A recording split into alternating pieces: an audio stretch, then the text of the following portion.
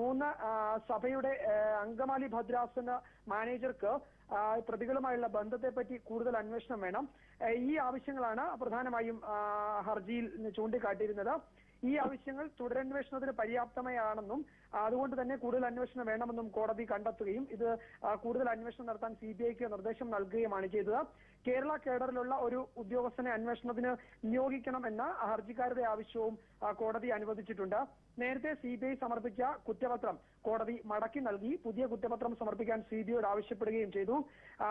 ഈ കൊല്ലപ്പെട്ട വർഗീസിനെ ആദ്യം പ്രവേശിപ്പിച്ച പെരുമ്പാവൂരിലെ സാൻജോ ആശുപത്രിയിൽ അദ്ദേഹത്തിന് നടത്തിയ പരിശോധനയുടെ വിശദാംശങ്ങൾ അവിടെ നിന്ന് പിടിച്ചെടുക്കാൻ കോടതി ആവശ്യപ്പെട്ടിട്ടുണ്ട്.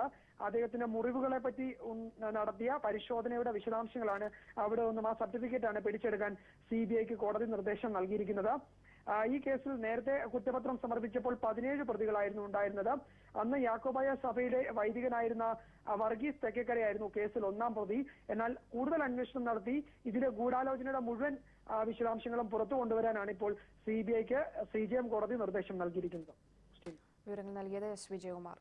ഐസ്ക്രീം